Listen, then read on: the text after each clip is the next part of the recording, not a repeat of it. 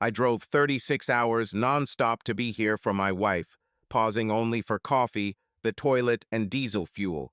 I looked like hell and realized that I had survived the last 24 hours only on Red Bull, coffee, and a lot of adrenaline.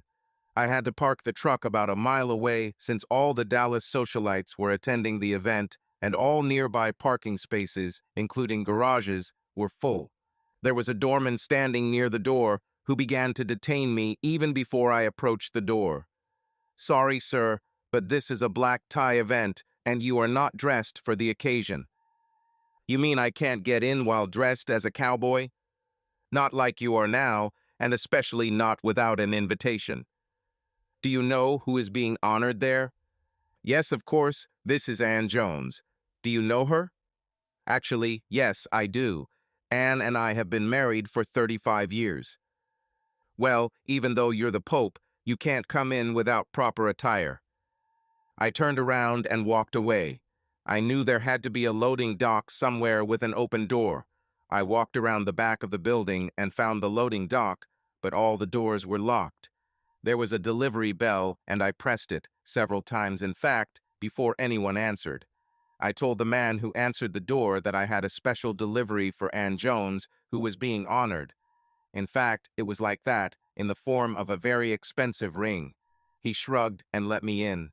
I had never been in this building before, but I assumed there must be a ballroom there, and after receiving directions, I found it. I must have looked like a fish out of water, the way I was dressed, because everyone was looking at me, and not knowing anyone made me feel even more uncomfortable. I walked around the room for several minutes until I saw my wife with that bastard on the dance floor. They danced like they were lovers, and I saw them practically having sex on the dance floor. I warned her. I walked up to them, tapped the man on the shoulder, and asked if I could dance. He turned, looked at me with anger, and said, "Fuck off, I'm escorting a lady tonight. She's all mine, and I'm not going to share." Anne, clearly embarrassed, replied, "Jim, this is my husband." He looked at me, and before I realized, there was a fight going on. I was still angry, so I said, "If you get close to Anne again, expect the same thing. Now tell me about your affair with my wife." "I've tried over and over again for the past 2 years, but she always turned me down. A few weeks ago, I slipped something into her drink and we had sex. Until tonight, she hardly confessed to me. I was hoping to have sex with her again tonight." "So you were planning on giving her something again today?" "Yes." "Do you have this in your pocket?" "Yes, I have." "You had sex with her at the Holiday Inn about 6 months ago?" "No, we had a business meeting there with a group of investors." Two police officers arrived just in time to hear his full confession and promptly arrested him, charging him with assault, unlawful use, and possession of a controlled substance. There was something wrong with his story, but I couldn't figure out what it was. I had a hard time getting to my truck and could only see with one eye, but eventually I went to the ranch. I wondered to myself where Anne had gone since I didn't see her when I left. Is our marriage over? Will she leave me for this arrogant bastard? Why didn't I notice this earlier, since it had been brewing for a long time? How could I be so naive? 55 years ago, I was born and baptized as Eric Jones. I've always wanted to be a cowboy for as long as I can remember, and on my 3rd birthday, I got my first boots, and the next year a big hat, and since then I've rarely been without them, although there have been a few replacements by then. My grandparents owned a large ranch on the banks of the Red River, north of Dallas. I spent all my free time there, including every summer. During those summer months, my grandfather taught me how to be a real cowboy. I learned how to ride a horse, throw a lasso, build almost everything, how to treat sick horses and cows, and deliver newborns. I could fix or operate any equipment on the ranch. After graduating from high school, my grandfather gave me a .45 caliber revolver complete with a holster. I always wore it when I was on the ranch and became quite a good shot. When I wore my chaps, boots, hat, and gun, I truly looked like something straight out of the Wild West, and I was proud of it. After high school, I wanted to work on a ranch full-time, but my grandparents insisted that I go to college and get a degree first. I never thought about studying anything other than agriculture. During my senior year, I met Anne, who was then a sophomore. We fell in love with each other and almost never parted. I graduated from college and went on to get my master's so I could stay with Anne, who graduated with her bachelor's the same semester I graduated, and we got married that summer on the 4th of July. We were madly in love and had sex every chance we got. Sex with Anne was beyond comparison. Anne was 5 feet 6 inches tall and weighed about 145 pounds. She wasn't skinny, but she was very strong, and to me she had nice curves. Other people might think she's a little chubby, but to me she was perfect. Her breasts were a D cup. She also had natural reddish gold hair that was wavy and shoulder length. She wasn't built like a racehorse, more like a hardy mother horse, but I was proud to be her husband, thought she was the most beautiful woman in the world, and could never get enough of her. As for me, I was a skinny 5'10" guy who weighed about 150 pounds on a good day and got wet. I look like a cowboy, even without my Western clothes. I'm skinny, but as strong as an old mountain goat. I may not be a big guy, but my whole body is one solid muscle without a drop of fat. I think I was like that because of all the hard physical work on the ranch. I have never been afraid of anyone, and I believe in fighting for what is mine. I am a man of honor, and my word is my vow. My grandfather taught me all these qualities, and I hope I lived up to his expectations.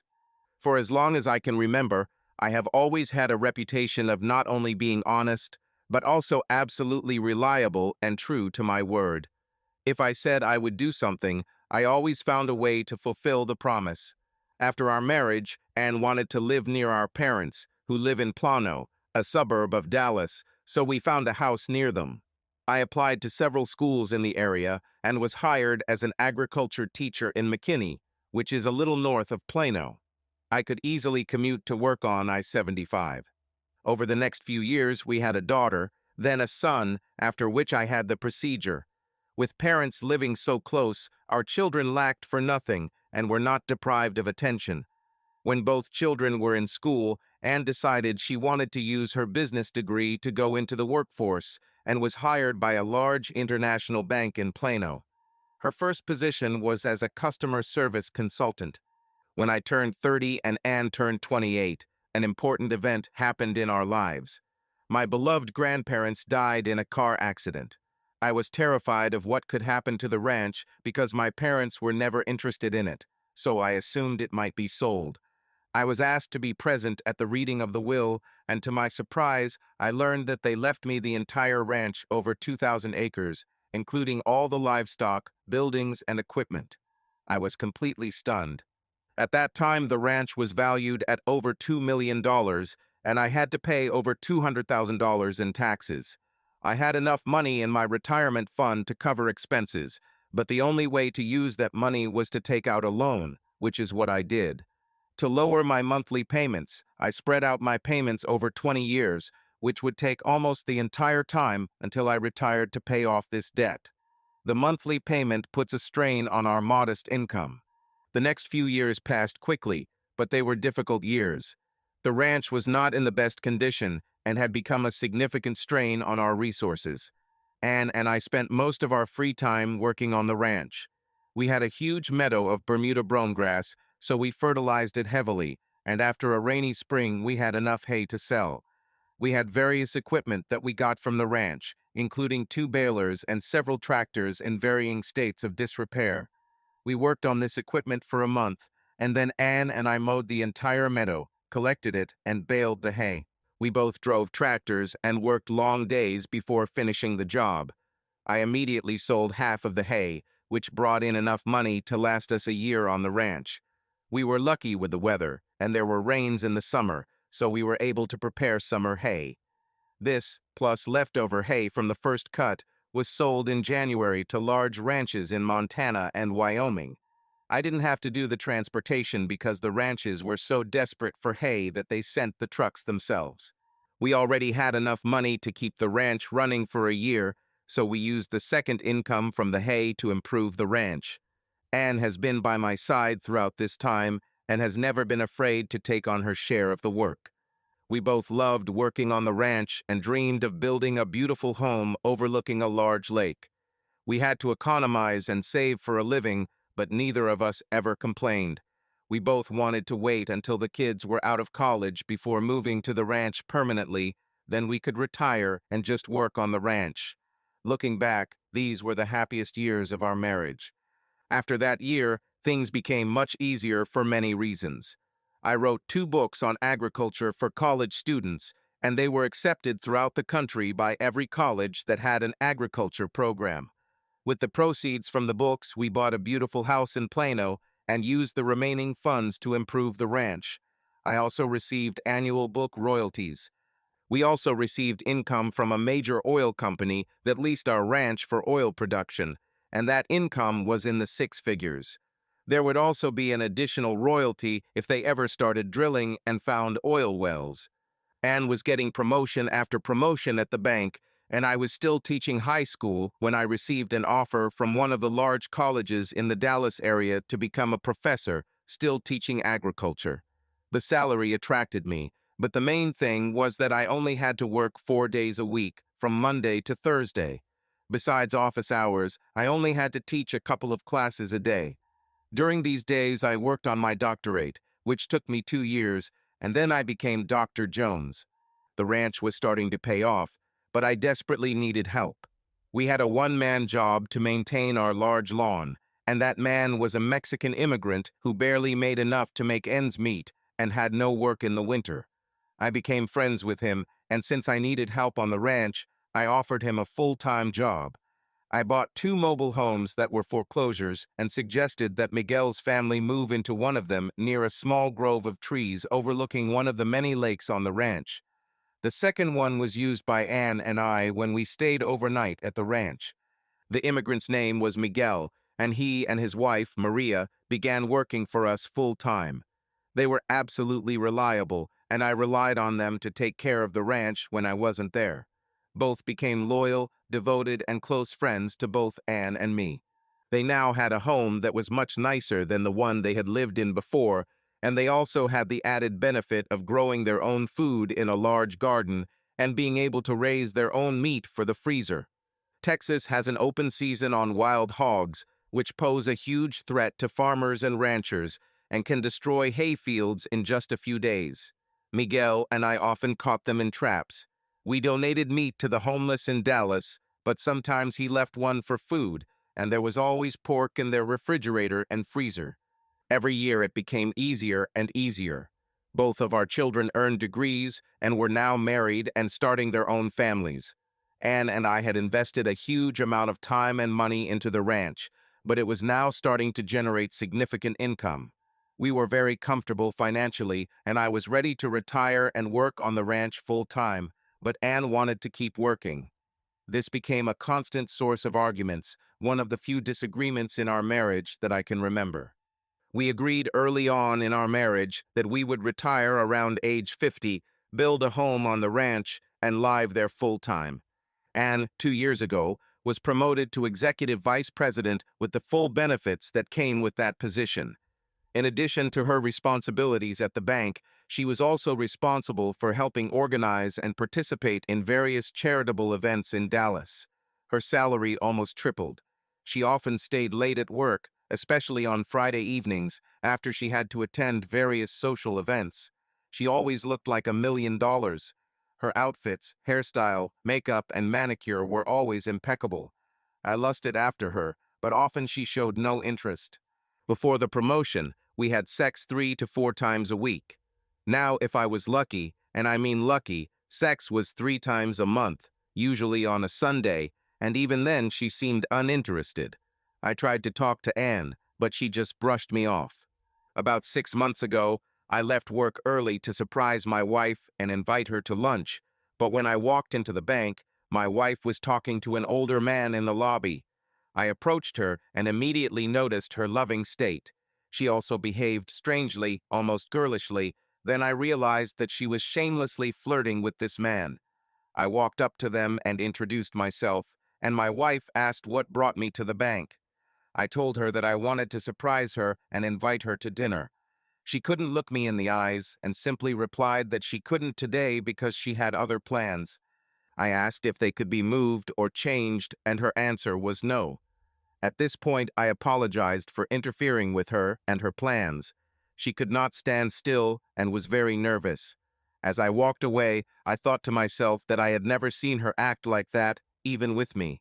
I parked my truck on the opposite side of the square where I could watch the bank doors without being seen, and 20 minutes later, Anne and her friend walked out of the bank together and got into a late model Lexus.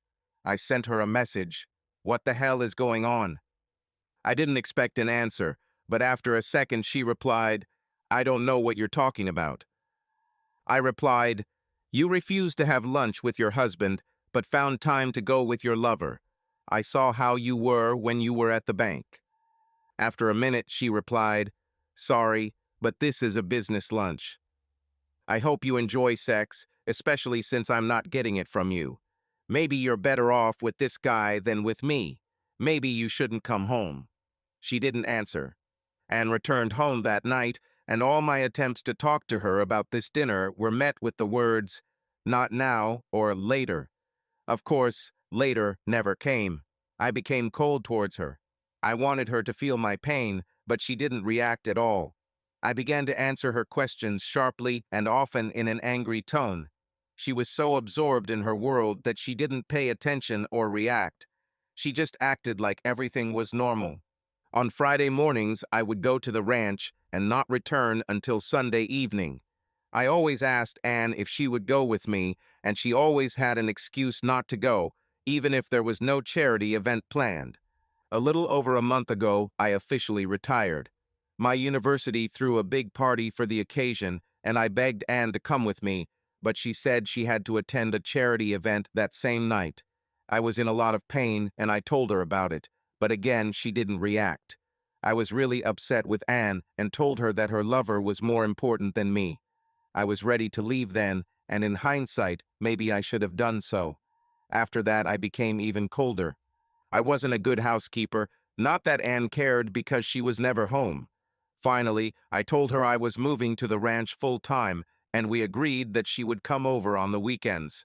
Of course, on Fridays, I always received a text explaining why she couldn't come. I decided that I would return to Plano for the weekend if she couldn't come to see me. This made her angry, but she was rarely home on Saturdays. Finally, I asked, "Anne, do you want a divorce because I don't think we have any marriage left?"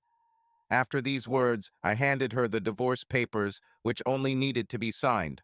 "Oh my God, Eric, can't we talk about this? Of course I don't want a divorce." I knew that the documents had pulled the rug out from under her and had come as a complete surprise to her. "You are never home and do not fulfill our agreements. You stopped having sex with me a long time ago. I am sure that you have a lover, especially since you are never at home. You must think that I am stupid, but I see what's going on. Have you forgotten that I can read you like an open book, and right now you have a novel written all over you? You know how busy I am, and I'm expected at most social events in Dallas and the suburbs. I've never given you any reason to think that I'm cheating, and no, I don't have a lover. And that's an excuse. Do you remember a few weeks ago I came to take you to lunch, but you went with that investment advisor instead of me? I know you went to the Holiday Inn and came back to the bank late.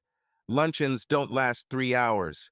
I know why you went there, and yes, I think you've been cheating for quite some time now, and I'm guessing that's the reason why you don't want sex with me." There was a business meeting at the Holiday Inn. Where? I walked through the entire hotel and didn't see any business meetings. She just stood there looking at me, so I added, "You've told enough lies already. I don't think you appreciate our marriage vows that we made 35 years ago.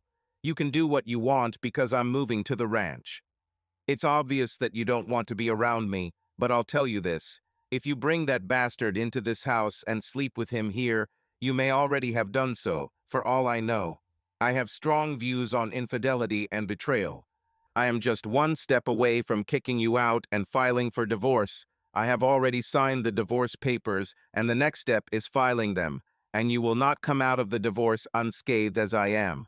I will file for divorce due to adultery. I will ruin both your and his career. Now you are warned, and I will give you one piece of advice. Quit your job, break up with your lover, and come live with me on the ranch. If you do this, we will try to restore our marriage. And do not forget that you were and remain the only love of my life. I've never thought about cheating, but since you started denying me sex, maybe I should think about it too. I will not tolerate being lied to. I'm giving you 4 weeks to sort things out. You must stop dating this bastard immediately, otherwise I will file for divorce. I'll think about it. And that's a shitty answer and the last thing I wanted to hear, so if you want to save our marriage, you better do more than just think about it because time is ticking. You have to decide between him and me. I turned around, collected my things and left. I felt like I had left part of my life behind. To Anne's credit, she came to the ranch the next 2 weekends. We went out into town on Friday night and had a great time, better than we've had in years. On Saturday morning, we had sex for the first time in months. I told Anne to put on her boots because I had a surprise for her. We got on the ATV and drove to the main barn where we keep the horses. I brought Anne inside, and there was a newborn foal in one of the maternity cages. He was an Appaloosa and one of the first to be bred and born on our ranch, and he was only a week old. Anne looked at him and then at me. "Eric, he's so handsome. Why didn't you tell me?" "And there is so much going on at the ranch that I would like to share with you, but you never gave me a chance to talk to you. You treated me as if I were subordinate to you, and as if you were ashamed to be around me. We haven't gone out together in a decent place in Dallas for 2 years, which, by the way, coincides with the beginning of your romance. Now, think about it. When was the last time we went to a restaurant, even McDonald's? Eric, I'm so sorry and ashamed of the way I treated you. I really want to make amends. Yesterday, I handed in my resignation to the bank. I have 2 weeks left of work, and then I'll call it a day and promise to be a great wife again. Why can't you just leave now? You've worked at this bank for a very long time and don't owe them anything. Maybe you're still seeing your lover. Do you remember how I said our marriage would end if you continued? You're everything still having sex with that bastard. Eric, I didn't have an affair. I handed in my resignation, and I feel obligated to keep my promise. So next weekend, when you get back, we can sit down and start planning our future without you looking like you just had sex. Oh God, Eric, stop it. Yes, we can start planning next week, and next Friday, I'm having my retirement party. I hope you can come. After the party, I'll be yours forever. Unlike you, who was too busy to come to my going-away party, I'll do my best to be there, but I already promised to go to Montana next week to look at the horses. But I promise you I will. I will do my best to be there. I will move heaven and earth if necessary, but if I find out that you are still dating that bastard, there will be bloodshed, mark my words. I really did everything I could. In fact, I drove for 36 hours without stopping. Now, I understand why Anne called me the afternoon before her going-away party. She wanted to know where I was. I wanted to surprise her, so I told her I was still in Montana. Now I'm on my way to the ranch, wondering if I still have a chance to save our marriage. When I arrived at the ranch house, Anne was in the kitchen. She had changed out of her fancy dress and was now wearing jeans. Eric, I made some coffee. Let's sit down and I'll be completely honest with you and answer all your questions. Before sitting down, I placed the divorce papers on the table. Anne, I really have a lot of questions, and I already know the answers to most of them, so I'll know if you're lying. My first question is, are you having or have been having an affair with that bastard? No, I did not have an affair with him, although he tried to seduce me several times over the past 2 years. I take our vows seriously, and although I realize that I have not been the best wife, I have not cheated. And are you saying you didn't have sex with him? It's going to hurt, and I'm sorry I let it happen. But yes, I drank too much at one of the events, and then someone put something in my drink. I've never experienced anything like this. Jim denied that he did it, but now we know that it is so. I was conscious, but I could neither speak nor resist him. He took me to his apartment and had sex with me. I was completely helpless. Anne didn't seem upset or sincere, and she didn't shed a single tear. But you dated him for 2 years, didn't you? He was my escort to these charity events that I had to attend. I let him kiss me a few times, but I never had sex with him. Almost every man I danced with did too much. What did his wife say about all this? He's been divorced for probably 5 or 6 years. Anne, I wish you could have talked and been more open with me 2 years ago, especially after what was done to you without your consent. Eric, I have a couple of questions. First, how did you find out about all of this? You were there and saw the fight. Do you remember my promise that if I saw you and that bastard together, there would be blood? He cracked and told me everything. After he gave in, he told me everything, including how gave you something. He planned to use it on you last night, and if I hadn't shown up, you would most likely be in his bed right now. Anne gasped. How did you know he was going to use something again? He showed me this one and told me his intentions. Apparently, it was the only way to lure you into bed. He needs to be reported to the police. When I left, he was in handcuffs, and the police heard every word of his confession. I think he might go to jail for a while. You said you had 2 questions. What's the second one? If you had suspicions for so long, why didn't you say anything? Anne, that's a stupid question. Do you realize how many times I've tried to tell you? Your answer was always, we'll talk later or now is not the time. Maybe I should have hired a private investigator and put an end to all this nonsense 2 years ago. But you have to understand that after I put up with this for 2 years, I finally ran out of patience and prepared the divorce papers. Eric, I've been thinking only about myself for too long. I'm so sorry that I moved away from you. Until recently, you stopped coming to the ranch or even showing interest when I tried to tell you what was going on there. Do you know that we now have 6 vaqueros working at the ranch and Miguel has been promoted to manager?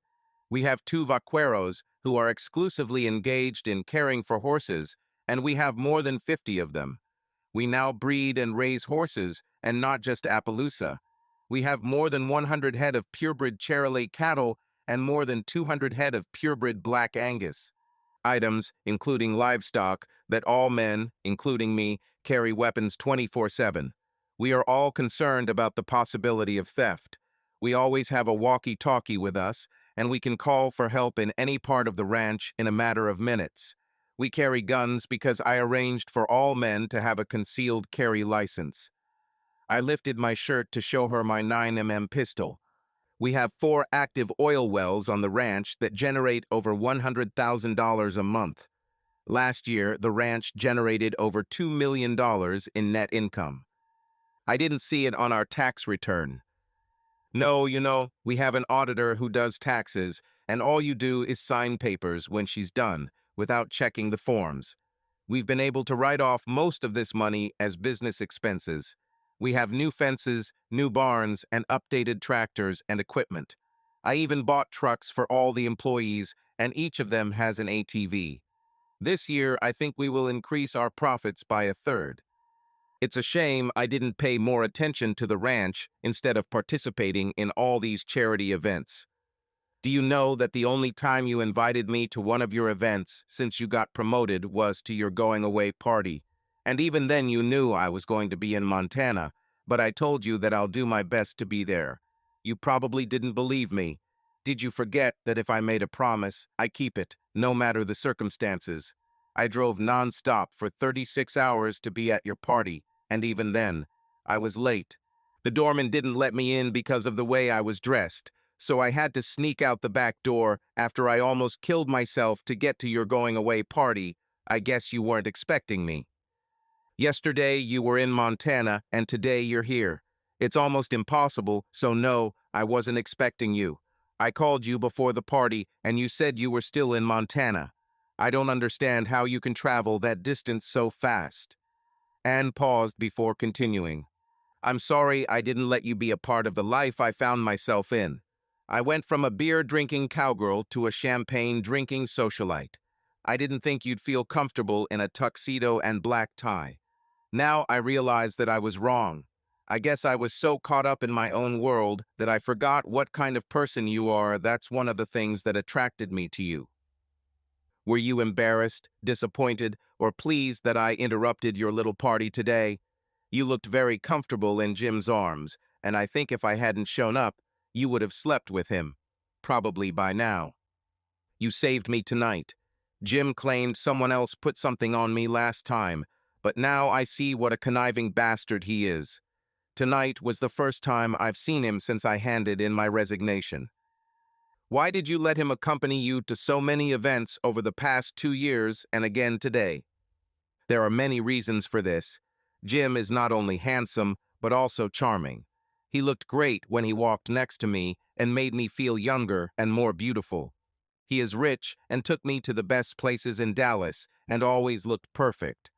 I always chose what to drink carefully and didn't let him take advantage of the situation. And I know I always put the ranch first and probably spent too much time there and neglected our marriage, but it hurts to think that you chose his company over mine. We have money, perhaps even more than him, and we can afford whatever we want. I can't help my calloused hands or my cowboy talk, but I'm wondering how you managed to resist Jim's charm for 2 years without sleeping with him. I'm starting to doubt your story. 3 years ago, and I think I've mentioned this to you several times, I started experiencing female hormonal changes in my body. My desire dropped to zero, and I didn't feel any desire to have sex. So it was easy for me to reject Jim's charm. When we talked about divorce 4 weeks ago, I was terrified and thought I was going to lose you. I went to the doctor who prescribed me hormone replacement therapy. The effects of the medication started to show after 2 weeks, and in the last couple of weeks I have started thinking about sex again. I hope you'll let me catch up. And I'm hurt by your confessions, and I'm not sure if we can have sex again, so what do we do next? First, I apologize again and hope that you can find it in your heart to forgive me. I am officially retired, and I think we should sell the house in Plano and build our dream home here on the ranch. My last 2 years are over, and I just want to forget they ever happened. Now I'm ready to be with you forever. I want us to be a family again, including our children and their families. I feel like we've lost 2 or 3 years of our marriage, and if I hadn't talked about divorce 4 weeks ago, you'd still be working at the bank and probably would be in bed with Jim. I think this conversation scared you, and you realized that you could lose. Correct me if I'm wrong. No, you're right. I want to forgive you, but I have trust issues that I'll have to overcome.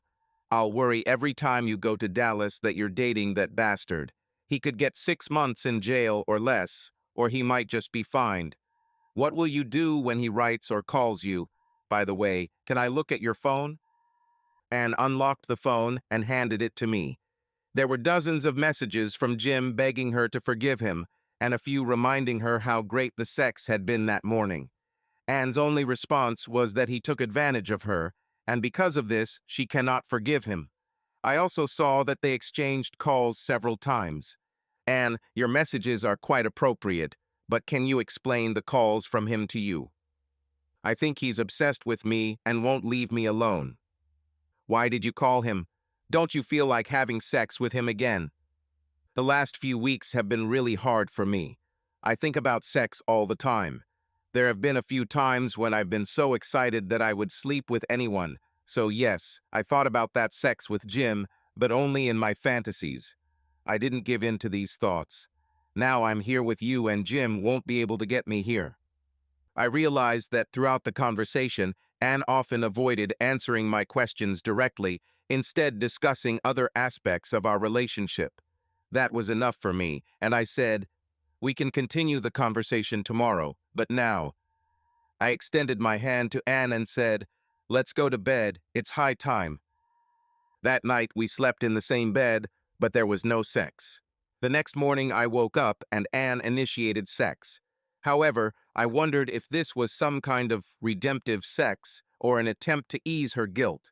Over breakfast, I suggested to Anne that we exchange phone numbers for a few days to see what Jim's intentions were. She didn't like it, but she reluctantly agreed. We spent the day on the ATV introducing Anne to the updates at the ranch. We packed lunch and stopped on a bluff overlooking the Red River. We found a tree, laid out a blanket, and had lunch. Anne looked uncomfortable, and finally I asked what was wrong. She replied, "I know Jim will write to me, and I'm worried about what he will say." That evening, we actually received a message. "Anne, I'm out of jail, and I can't wait to see you. When do you have some free time?" I made a couple of calls and found out that Anderson was only charged with simple assault and was only facing a fine. With this information, I turned to Anne and said, "Is there anything else you want to tell me? We need to show all the cards. I know that you have been lying and deceiving me for the past 2 years, so I want to hear everything. And please, if you value our marriage, don't keep lying." "Eric, there's more to it, but I don't want it to ruin our marriage. I love you so much, and the last 4 weeks feel like a return to what we had before my promotion, and I love it. I don't want to say anything that could jeopardize our marriage. You understand that my lack of honesty and hiding the truth only lowers my trust in you, and a marriage should be built on trust. So, if there is something you haven't told yet, now is the time to reveal everything." "Okay, Jim and I have been having an affair for the past 2 years, usually at least once a week, usually twice. He knew you were in Montana and planned to have sex with me after my going away party. That's why he was so angry when you showed up. I told him a month ago that everything was over between us and that I was coming back to you since then, and he begged me to have sex with him for the last time, which was supposed to happen last night. So you lied to me about your hormonal changes yesterday." "No, that was partly true because the pause actually started 3 years ago. But then 2 years ago, I started taking hormone replacement therapy. And I don't know what to do. Part of me says to throw you out on the street, and the other part says I can't just throw away 35 mostly good years. I want to try to get over this, but how can I trust you again? Will you rush to him as soon as he calls? Are you in love with him? In fact, no one gave you anything right. I'm not in love with him. He was just there to accompany me to events. No, that was a made-up story in case you ever found out about us. As for whether I'll see him again, I don't think so. But you have to help me stay strong.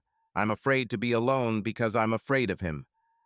"You went to the Holiday Inn to have sex with him too, didn't you?" "Yes." "Was sex better with him?" "He was different. He was much bigger and stronger than you, and could just wrap his arms around me. He had a lot of women, and he was a master at it. I know this confession hurts you, but if I could go back and change everything, I would have done so. It's a pity that I got involved in this at all, but he seduced me from the very beginning, and I soon found myself under his influence and could not resist. Your confession upset me, and I don't know if I'll ever get over it. I understand why you didn't want sex with me, and the rare times we had it, it was out of pity. You just laid there. It was so unlike you, and I can't get it out of my head. I think you need to go back to Plano while I sort this out in my head, but I'm warning you. If you see Jim again, even in public, it's between you and me. It's over. If you want to give us a chance to get back together, you shouldn't date him." "Okay, I won't." I drove Anne home and watched as she packed her things and left. I went into my little office and got up close and personal with the Jim Beam bottle, too close in fact. I was completely drunk when Maria came in to turn off the lights and found me unconscious. She called Miguel, and together they pulled me into bed.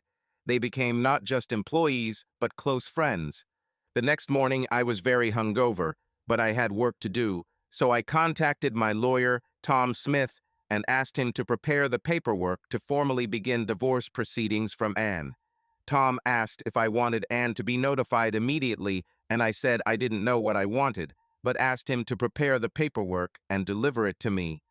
The papers I carried with me were fakes, designed to frighten Anne, and apparently they did their job. Finally, after a few days, I called Anne and asked her to come back to the ranch. "Eric, have you forgiven me? Can we make things right?" "I'm trying to forgive, but it will be hard to forget, especially all your lies, so you'll have to earn my trust. I want you to come back to the ranch because I think that bastard is still harassing you with calls. How many times has he called? Almost every day, begging to meet again. I always tell him that it's over between us and to stop calling, but he doesn't listen and exaggerates how good our sex was. And arrived about an hour later, full of remorse. Eric, I really need to talk to you and explain how this all happened. I'm so sorry I hurt you. I need to explain myself. Okay, do you want to go inside or walk to the lake? I would love to sit by the lake again. I forgot how beautiful it is here.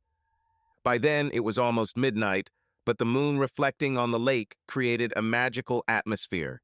Eric, the story was made up to soften the blow to our marriage. I'm really sorry I lied. Everything I said after that was true, but I never explained how it all started.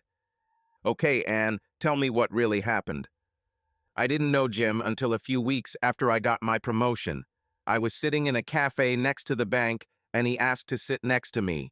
I was mad at you because I had to go to these charity events alone, even though I never told you how important it was for me to be there with someone, and never asked you to go with me.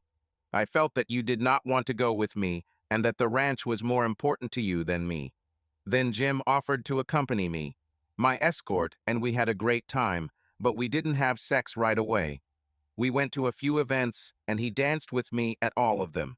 And finally, after a lot of wine, I accepted his invitation to go to his apartment. We had sex, which continued until you mentioned divorce, and that turned me on, and I didn't see him again until my retirement party. But Anne, I'm sure he was calling you all this time, so you didn't break off the relationship or end the affair. Do you understand that? Eric, please tell me what you want and what I need to do. I looked at her and then handed her the divorce papers. Sign these papers. I won't serve them, but if you give me a reason again, I will. I'm tired of playing games. Here are my terms. Jim must be punished. I'm not sure what yet, but I'll think about it. As for you, I want you to give me your cell phones. Yes, I know you have two. Secondly, you should stay here at the ranch. If you need to go somewhere, take it with you. Maria. Thirdly, I want you to sleep in the guest bedroom until I can figure out all your lies. Do you understand that your lies have only made everything worse? I know, and I promise to do whatever you want. Without hesitation, she signed the divorce papers and returned them to me. And we'll talk later. I'm not one to give up, and as you know, I'll fight for what's mine. You're your own person, but you married me, and I intend to fight for you.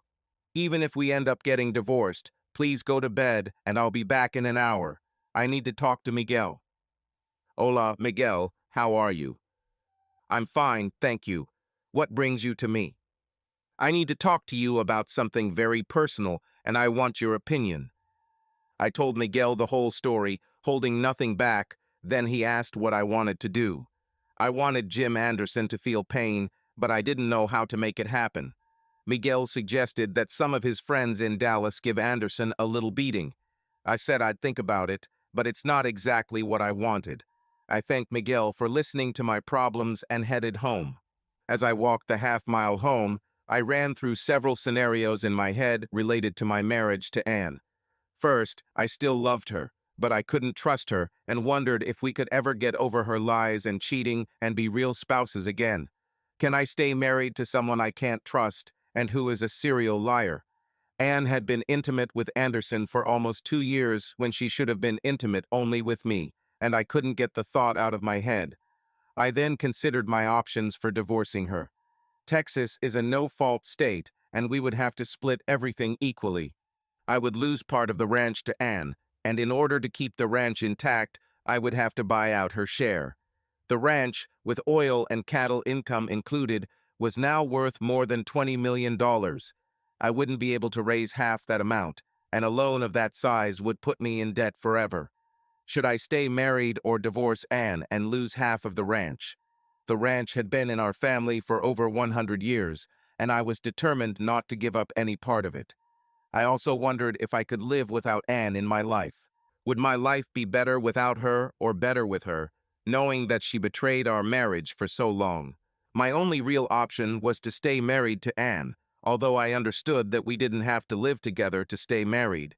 However, I did not intend to create conditions for the resumption of her affair with Anderson.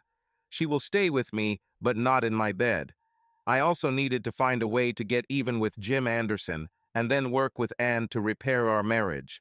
I also realized that since I could not trust her, she had to be under strict control. The next morning, I smelled delicious food coming from the kitchen, and that's where I found Anne, who handed me a cup of coffee.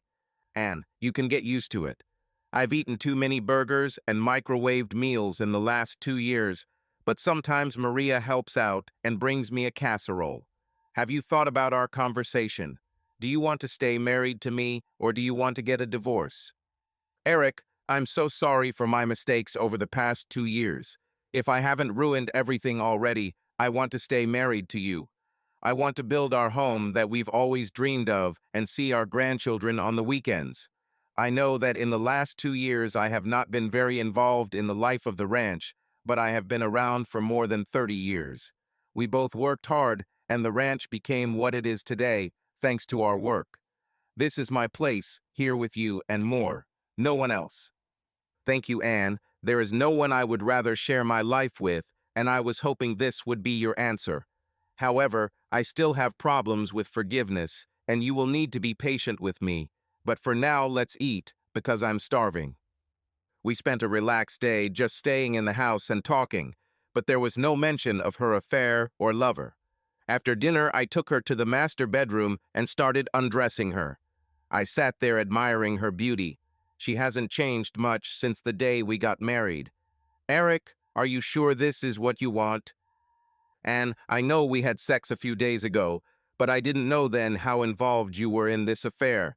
This time we, as husband and wife, are making love, and I want it to be the first step towards restoring our marriage. Are you ready? Oh yes, I dreamed about it. I'm ready. That night we slept in each other's arms. At breakfast, Anne asked what she could do. I said that the garden was full of fresh vegetables, and perhaps she and Maria could pick some for dinner. Sounds great. I'll ride the ATV as soon as I get cleaned up. Anne, I need to quickly go to Dallas today. Do you need anything? I was hoping you would take me to our house in Plano this week. Since I'm moving here permanently, I need more clothes and personal items. Can I take you tomorrow, or would you rather go with Maria this afternoon? Tomorrow will do, but I want you to come with me. When we arrived at the house, I discovered that the answering machine was full of messages from Jim Anderson. From the messages, I understood that they continued to have sex until the night of their retirement. Anne lied to me again. How many times has she promised me not to lie to me anymore? I confronted Anne with this new information. Anne began to mumble something, and when I said that I didn't understand her, she spoke louder. We had sex twice that week and the week before that, but Eric, everything else I told you is true. I don't blame you for the way you feel, and I'm ready to accept whatever you decide. If you want to file for divorce, do so, and I promise not to claim a share of the ranch. I know you love this place more than your life, so I won't take it away from you. And normally I would divorce you instantly. However, I can't afford a divorce. Do you want a divorce? No, Eric, I want to stay with you. I know that because of what I did, I have no right to be in the same house as you, but I don't want to stay here alone. I've tried to reconcile after every version of the truth you've told. However, I don't think I could do it anymore, even if I wanted to. How do I know when you're lying or telling the truth? You have a car, so you can go wherever you want, if that's what you need. I won't stop you, because I have nothing left. I called Miguel to come and pick me up. Eric, I feel like I'm addicted, but I'm not addicted to a drug, I'm addicted to sex. I've tried to stop seeing him countless times, but he has some kind of influence over me. I don't understand what it is. No, I told you that I've already gotten over him. I no longer need what he offers, and I hope to never see him again, so can I go back to the ranch? I'll stay with Miguel and Maria if you want. Okay, you can come back, but don't sleep with me. You'll be in the guest room. I'll give you 2 years to figure yourself out and become the woman I married. If you lie again, cheat, carry on an affair over the phone or via messages, Then it's over between us and you'll leave, period. So don't even think about asking for a second chance or maybe a third, fourth, or fifth. I don't remember. I will agree to anything, just not to be alone in this house. You betrayed me. I can't tell you how much it hurts. Now that I know you denied me everything to get pleasure from that bastard. I would never do that to you, really, in 35 years. Years of our marriage, I have never cheated on you. These last 2 years have been very difficult, and I have learned to make do with my own hands, so this is probably all that remains for me in the future. You better collect everything you need if you're going back to the ranch with Miguel. Miguel picked me up, and we were halfway to the ranch when he noticed Anne's car veer off the road. I told him it was better to go back and check. We found Anne hunched over the steering wheel, crying bitterly. I sat with her for a few minutes, and then told Miguel to drive back to the ranch. I moved Anne into the passenger seat and drove back home in her car. She didn't stop crying for a minute, and I don't think she slept much that night because every time I checked she was still crying. The next day, I called our family doctor and explained the situation. He prescribed Anne an antidepressant. He did not specify how long she would need to take it, but agreed to work with her to understand her problems. For the next 2 weeks, Anne and I were careful with each other. We never talked about Jim Anderson. She worked with Maria as often as possible and also helped out in the stables. One of the mares was about to give birth, and Anne began spending days and nights with her. This was the mare's first birth, and she was having difficulties, so Anne finally convinced me to call the vet. Anne, the veterinarian, and I spent the night with the mare. The birth was difficult, and with the help of a veterinarian, the foal was born early in the morning. He was very healthy and was on his feet within minutes of birth, becoming the second Appaloosa foal born on our ranch. I hoped that there would be many such foals. I told Anne that since she had played a significant role in this birth, she could take the foal to train and ride. In fact, I gave Anne a horse worth $25,000, but if not for Anne's vigilance, we might have lost not only the foal, but possibly the mare as well. Anne worked wherever she was needed on the ranch. She had no problem working alongside the Valkyries, especially the men who looked after the horses. Anne could often be seen riding along the fence with the vaqueros or with Maria. She loved to ride, and since it was important to check the fences every day, Anne was often the first to volunteer for this task. I made sure that everyone who traveled with Anne was armed and was in contact with me. Anne and Maria became fast friends and often shared work, including walking fences. Anne's Spanish quickly became as good as mine, and was often the only language used on the ranch. As much as I hate to admit it, Anne really did her share of the work and never shied away from a task. We were friendly with each other, but nothing more. I think the medication really brought her out of her dark depression, as she was happy and social with everyone and never complained about work. We were ready to sell our house in Plano, so I hired a moving company to move the contents of the house into a storage container. I let Anne decide what to keep and what to give away. She didn't want anything to remind her of her illicit affair, so we donated whatever she didn't want to Goodwill. We then put the house on the market, and it sold within a week. I was glad because we no longer had ties to Plano or Dallas. Our parents were in a nursing home, and we tried to visit them at least once a week, usually on Sundays. Back at the ranch, the next 18 months were very busy, and we settled into a new routine with Anne doing all the cooking and laundry. Every day we had dinner at 6 p.m. Anne never left the ranch unaccompanied, and even then she did not drive a car. She never complained, and I began to see Anne more and more as the woman she had been before her promotion. I showed her the plans for the new house and asked her opinion. She was surprised that I asked for advice, but in the end she told me exactly what needed to change. All the changes were logical, so I asked the architect to make changes to the plan. We watched the progress of the house every day, often over a bottle of wine on the hill, overlooking the site of the new house, which was located in a grove of trees on a small hill overlooking the lake. This was the very place we dreamed of many years ago. By this time, we were laughing and joking with each other, but still sleeping in separate beds.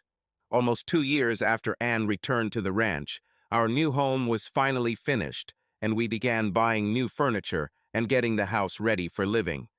The first night we were to stay in the house, Anne came up to me and said she didn't know where the sheets were for the bed in the guest room. I told her we don't need them. She looked at me for a few seconds before she realized what I meant and suddenly realized. Eric, are you saying we can sleep in the same bed again? Aren't all your things in the closets in the master bedroom? Yes, but I didn't want to ask you that. And, starting tonight, you will be my wife again. I took the divorce papers out of my back pocket and tore them into several pieces. Anne and I continued to work on the ranch, with Anne becoming even more involved, not so much as a worker, but as an owner. I no longer had trust issues and never caught her in a lie. A big house was something Anne and I had dreamed of for years, and we now often hosted large barbecues for our family and the Vaqueros' families. Our grandchildren all learned to ride horses and loved the ranch as much as Anne and I did, spending their vacations there when circumstances permitted. One of the advantages that my grandchildren had over me was that they learned Spanish from a young age. I hope that I taught them all the skills that my grandfather taught me. Miguel and Maria, our most trusted friends, stayed at the ranch until they could take care of themselves. Anne and I built a house for them, their first home of their own. We were so grateful to this couple that we couldn't do enough for them and always made sure they were safe. Their children grew up working on the ranch and stayed there after their parents moved into a nursing home. Did Anne and I have a perfect life? No, too many memories and lies, but we learned to live and work together, and it worked. Anne no longer traveled to Dallas alone, only with someone, usually Maria. We resumed our sex life, and it was great for me, but I sometimes wondered what about Anne. She was still active in bed, but I often wondered if she missed Anderson. She never mentioned it, but the main thing I won was her loyalty and love for me, our family, and the ranch. Jim Anderson, I sued him and his investment company. The suit was settled out of court for enough money to pay my lawyer, but Jim Anderson lost his job because he had an affair with a married woman and had sex in his office. His company had a strict moral code, which he violated. This was my payback. The ranch is now a family limited partnership FLP, and we will no longer have to pay estate taxes or divide the ranch in the event of a divorce. I hope it stays in the family forever. And Eric and I have always had a wonderful marriage. We did everything together, even worked side by side on the ranch. I always enjoyed working on the ranch, and together we had dreams such as breeding rare horses and building a large house on a hill on a large lake. I was happy with my job and working from 8 to 5. I was always home by 5:30 and started preparing dinner by the time Eric got home at 6 o'clock. Life was good, we did and shared everything, and our sex life, considering our age, was amazing. Everything changed when I was promoted to vice president and assigned to represent the bank at all charitable events held in the Dallas area. Most of these events were held on Friday or Saturday nights, and Eric always left for the ranch on Friday mornings since he didn't have to work. We actually discussed once whether I should go alone or if he should go with me, but Eric responded, "Should I? I never raised this issue again. I have already been to several events alone and did not enjoy them. Most of them had a black tie dress code and women were expected to wear evening wear or cocktail dresses, which I didn't really enjoy wearing. I always drank wine, but I was very worried about driving home after drinking it. One day I was taking a break in a cafe next to the bank when a rather handsome man approached me and asked if he could sit next to me. I was flattered and naturally agreed. His name was Jim Anderson, and he was the manager of a well-known investment company that was located on the floor above the bank. He asked what I did at the bank, and I explained to him that I was the vice president of the bank and, in addition, had to represent the bank at charity events. I explained that I had to go alone because my husband was too busy to accompany me. Jim offered to be my date for the next event, and I found myself saying yes again. Thus began his magical influence over me. Jim was a great companion, always knew what to say, and was impeccably dressed. He had soft hands with well-groomed nails. Eric's hands were rough and calloused from working on the ranch. Since Jim was driving, I didn't have to worry about drinking, and I always had a couple more drinks than usual. I never realized that drinking would be part of his seduction. He always dropped me home and kissed me for about a minute, and I soon found myself responding to him. It was a big mistake. The same thing happened at the next event, and by the fourth party Jim accompanied me too. I was ready to jump into bed with him. I had never wanted anyone so much in my life at that point, not even Eric. Jim texted me the following Monday and suggested we meet at a cafe, so we met nearby. He suggested that I come to his office after his staff left, and we could have sex before going home. Thus began our regular after-work sex life. Eric asked why I was coming home later, and I said I was getting ready for my next charity event. But in reality, I was with Jim. Eric expected sex that night, but I found a way to talk my way out of it. From that day on, Jim and I had sex almost every day after work, after weekly charity events, and even on Saturdays. At home, our sex decreased from 3 or 4 times a week to 3 times a month, and then only on Sundays. I felt guilty for not giving Eric all the sex he wanted, but I found that I just didn't respond even when we had sex. Sometimes Jim and I would have long lunches so we could have sex at a nearby hotel. One day, Eric walked into the bank wanting to take me to lunch, just as Jim and I were about to sneak out for sex. We gave him a weak excuse about meeting with investors. We almost got caught, and even then I thought Eric knew what we were doing. I felt guilty and thought Eric was watching me like a hawk, so Jim and I cut our meetings to a few times a week unless Eric was away, and even then we were very careful. I was afraid that Eric, knowing that money was no object, had hired someone to keep an eye on me constantly, so from that point on we never went to Jim's apartment again. I realized that if our affair ended, it would bring less pain to everyone, and Jim and I agreed to tell the made-up story. Jim often spoke ill of Eric, but I always reminded him that I was married to Eric, and even though I cheated on him, I still love, respect, and admire him. About a few weeks after this, Eric asked if I wanted a divorce and even prepared the paperwork. That was the last thing on my mind.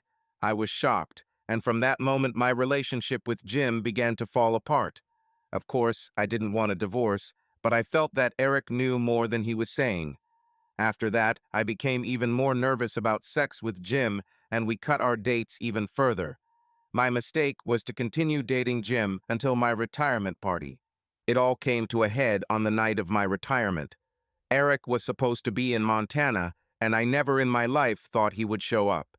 Jim hugged me all the time on the dance floor. We were both looking forward to sex after the party, so we were stunned when Eric showed up. Someone tapped Jim on the back and asked if he could dance. I immediately felt Jim's anger as he turned to look at my cowboy. He said, "Who the hell are you? This lady belongs to me tonight, and I'm not going to share." I said, "Jim, this is my husband." They got into a fight. Jim is much bigger than Eric, but my husband will never back down from anyone. I was proud of him because he fought for me. Shame and guilt overwhelmed me as I saw David fighting Goliath. I didn't want to meet either of them, so I found a taxi outside and drove home, stopping only a moment to change clothes, and then I was on my way again. During the trip, I realized several things. My affair was over, and to minimize the damage to our marriage, I needed to tell Eric as little as possible. If I had known that he would soon find out everything, I would have been completely honest. How stupid was I? Eric arrived at the ranch shortly after me and wanted to know all the details of my affair, so I told my made-up story, which I knew would confirm Jim's words, and Eric immediately forgave me. We slept in the same bed that night, and the next morning, feeling very guilty, I took the initiative and had sex with Eric. The next day, Eric asked me for my phone numbers and read all the messages and emails. There was nothing incriminating there, but after Jim's text arrived, I felt I had to tell Eric more about the affair and admitted that it had lasted 2 years. I asked for forgiveness and said that everything was over between me and Jim and that I wanted only my husband in my life. This time I told the truth. Eric asked me to come back to the house in Plano because he needed to think. I was very afraid that he would file for divorce, and I was also afraid that Jim would come to my house. Jim continued to call every night, asking to rekindle our romance. I constantly told him that everything was over between us and that the only man in my life was my husband. My affair was a huge mistake. The next day, Eric called and asked me to come back to the ranch. He was going to give me another chance, but I had to sleep in the guest room. I knew it was a big step on Eric's part, and I was glad to be back in his life. He set several conditions that were easy for me. No phones, no contact with Jim, and if I leave the ranch, Maria will accompany me. I liked Maria, and we always got along well, at least until the affair, which I was sure she knew about. She was wonderful and acted as if nothing had happened, and we were able to renew our friendship. Luckily, Miguel also treated me the same as before. A few days later, I asked Eric to come with me to a house in Plano, because I needed to pick up a few things that I had forgotten. My situation got worse when Eric listened to the messages on my answering machine. Most of them were from Jim, in which he reminded me how good our sex was, and also reminded me that it had been a whole week since we last had sex, and that he was ready for another round. Eric realized again that I had been lying to him by continuing to date Jim right up until my retirement party. Eric called Miguel to pick him up and then told me that I could now be with Jim as much as I wanted, any time of the day or night, if that's what I needed. He said he wouldn't stop me because he had nothing left. He said that he had prepared the divorce papers and that I could go to the ranch if I wanted. I was in such a terrible state that Eric forced me to see our family doctor, who immediately put me on antidepressants. Looking back, these medications probably saved my life. Over the next few weeks, I worked with Maria and also with the cowboys who were responsible for caring for the horses. I had always loved animals, especially horses, and Eric had only the best horses money could buy and started a major breeding program. It was much better than working in a bank. One of the Appaloosas was about to give birth, and I spent most of my time caring for her. And then one night, feeling like she was having trouble giving birth, I asked Eric to call the vet. Eric, the veterinarian, and I spent the night with the mare. The birth was difficult, and with the help of a veterinarian, a beautiful foal was born by morning.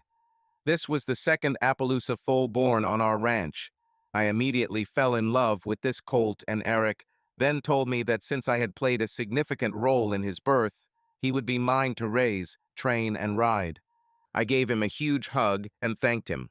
I felt like the barrier between me and Eric had finally been broken. Eric told me I could come and go as I pleased, but I decided to stay at the ranch and always made sure he knew where I was.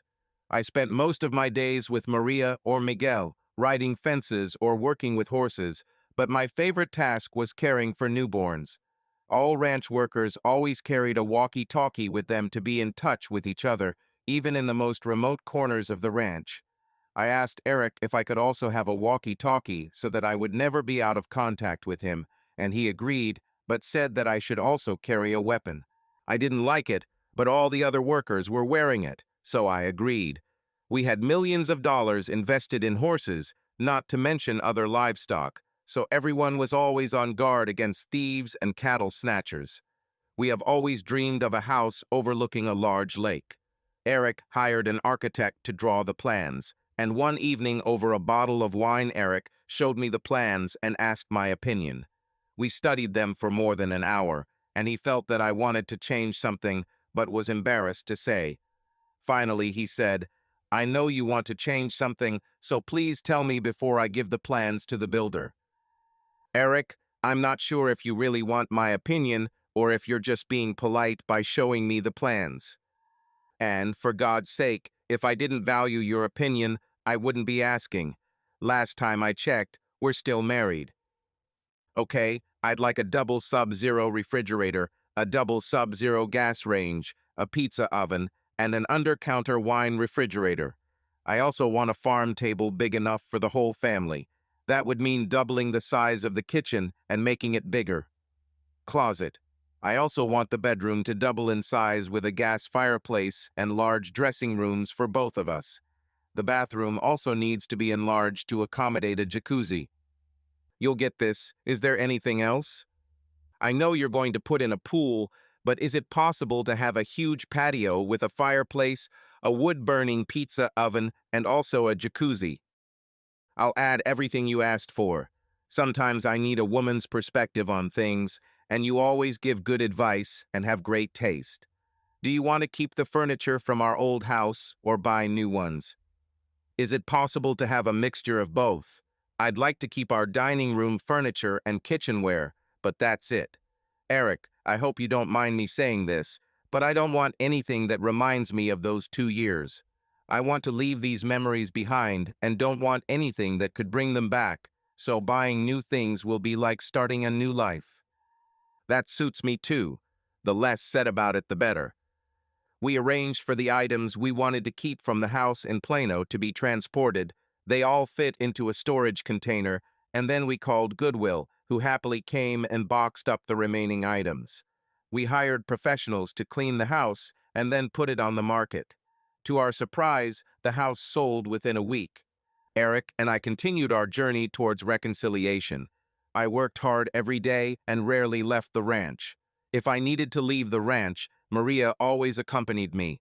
Maria and I became best friends and were almost never separated and often drove around the fences together. I knew that the vaqueros called us Los Gemelas, the twins, but I didn't care. Eric always found a way to complement our work, which made me very happy. I cooked every day, and dinner was always on the table at 6 in the evening. Eric never failed to compliment my cooking, and after dinner we often grabbed a bottle of wine and sat on the hill overlooking the lake to watch the progress of our new home. We became warmer and friendlier to each other, but still slept in separate beds. I felt that we were still cautious with each other, but on the other hand, we shared things and talked more, although we chose our words very carefully. I was happy in my own world, without lies and deceit, and I was very careful not to do or say anything that would cause problems. Our new home was finally built and furnished. The new furniture arrived within 3 days, then our storage container arrived and was unloaded. The house looked great with the new furniture. The house was exactly what Eric and I had dreamed of. Finally, when everything was ready, we decided to spend the first night in the new house. The bedroom was tidied up and looked great. Maria and I worked for 3 days to get everything ready, but we had a problem. The guest bedroom had a new king bed, and I realized we didn't have sheets for it. I knew I had bought sheets, but Maria and I couldn't find them anywhere, and it didn't even occur to me that they might have hidden them with Eric. I found Eric and told him that we didn't have sheets for the guest bedroom and that maybe I should sleep in the old house until we could buy new ones. I even offered to stay with Maria and Miguel. He asked me what was wrong with the master bedroom. Stunned, I thought for a moment, looked at Eric and asked, "Are you inviting me to sleep in your bed again?" He replied, "That's why all your stuff is in the master bedroom closets." I walked up to him, hugged him, and pressed my head against his shoulder. He was bringing me back into his life and our marriage. I've never been so happy. I finally realized that Eric had forgiven me and was ready to begin the next phase of our marriage. I wasn't going to disappoint him this time. I have several points that I want to voice. First of all, I love Eric now more than ever. We always had a great relationship until I started going to charity events, which led to the start of my affair. It was my weakest moment, perhaps the lowest point of my life, but Jim was there and he filled that void, even though I should have avoided the affair. I knew it wouldn't last forever, and I also knew that Eric would be deeply hurt when he found out. I understood that for him I was nothing more than a toy. I tried several times to find the strength to end this affair, but I never succeeded. However, after I saw Eric defeat Jim in a fight, I returned to reality, and any thoughts of future sex with Jim were completely rejected. I made a stupid mistake by having this affair for 2 years, but I was not naive. I felt like Eric wanted a divorce, but he let me stay because he loved the ranch. I knew that if we divorced, we would split everything in half, and he would lose part of the ranch, and he would not have the funds to buy out my share. I even suggested to him that if he wants a divorce, let him file for it, and I will not lay claim to part of the ranch, but this is not in Eric's character. So his only option was to let me stay in his life, more as a friend than a wife, albeit without all the benefits. I was happy with this because the more I stayed at the ranch, the more I liked living here. I cooked, I cleaned, I did laundry, I worked on the ranch, and I never, not once, complained. I felt like we were becoming best friends, and I was okay with that. However, when Eric invited me to sleep in his bed, I was overjoyed. I felt like our marriage had a second chance, and I wasn't going to do anything to ruin it again. Subscribe to our channel so that your love doesn't cheat on you, and go ahead and listen to the next story, because this story is nothing compared to the next one. If you're under 18, don't even think click to the next one.